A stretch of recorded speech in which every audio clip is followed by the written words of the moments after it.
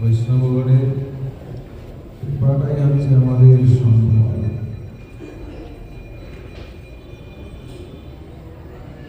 সবসময় বৈষ্ণবগণের ছায়া তলেই নিজেকে যদি রক্ষা যায় তাহলে আমাদের কোনো অসুবিধা থাকতে পারে না।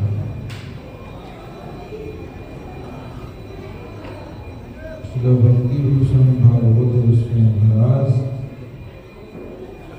দীর্ঘদিন চৈতন্য মঠের সেবা করেছেন। তাঁর আদর্শ চৈতন্য মঠকে প্রাণ হিসাবে ধরে রেখেছিলেন, অন্য কোথাও যান হচ্ছে আদর্শ। আমরা ছোটখাটো কিছু অসুবিধা হলে মঠ ছেড়ে চলে যাই, বাবা ছেড়েছি, মা ছেড়েছি, গ্রাম ছেড়েছি, দেশ ছেড়েছি, দূর ছাড়তে কম লাগে, বেশ সময় লাগে। তিনি এমন আদর্শবান ছিলেন, চৈতন্য মঠকে ধরে রেখেছেন, অর্থাৎ তার গুরুপাদ বর্ণের ছায়াতে তিনি ছিলেন। সেই জন্য নির্ভীক ছিলেন, তোমাদের সুবিচনা ভাব এই জন্যই তার মধ্যে এসেছে।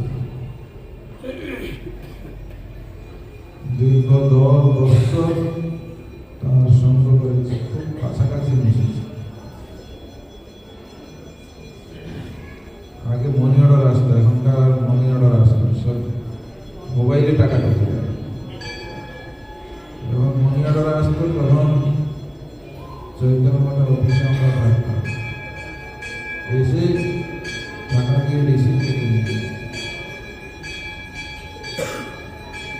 আমার ভরসা ছিল যে এই সেবাটা যাতে গান্ধীজিকা গিরধারীর সেবা।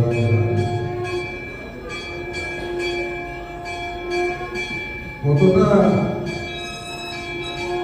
তার সুদূর প্রসারী চিন্তা ভাবনা,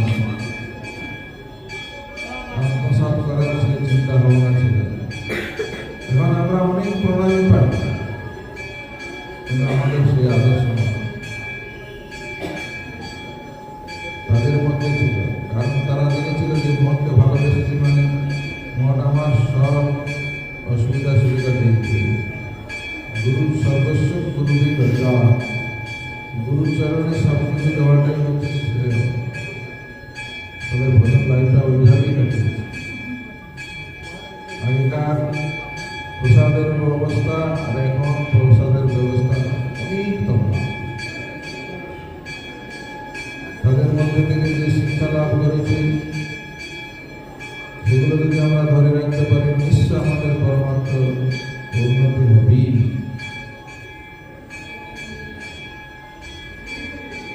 কৃষ্ণ প্রাপ্তি হয়েও যাওয়া হবে।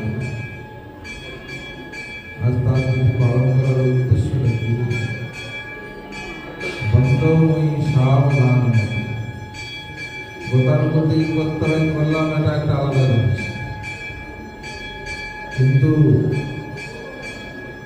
শিষ্য হয়েছে, তার কর্তব্যটা কি? গুরু চরণে বৈষ্ণবদের নিবেদন করে না, গুরু মনোভীষ্ট পূর্ণ করে না। সেই জন্য সাবধানের সঙ্গে তার চরণ বন্দনা করতে হবে। কেননা কৃষ্ণ প্রাপ্তি যদি হতে হয় তাহলে বৈষ্ণবের পার প্রাণ অবলম্বকা, তা নাহলে আমাদের জীবনে উন্নতি হবে না। প্রতি বৎসরের ন্যায় এবছরও আমরা তার তিথি পালন করছি। তিনি যেখানে থাকুন না কেন আমাদেরকে তিনি আশীর্বাদ করুন। তিনি যে পথে চৈতন্য মায়ের সেবা করে তার জীবন কাটিয়েছেন, ঠিক তেমনি আমাদেরকে কৃপা করুন যাতে আমরাও সেই পথে যেতে পারি। এটাই যেন বিবাদ হওয়া, অন্য কোনো আশা আকাঙ্ক্ষা নেই। এই সংক্ষিপ্ত বক্তব্য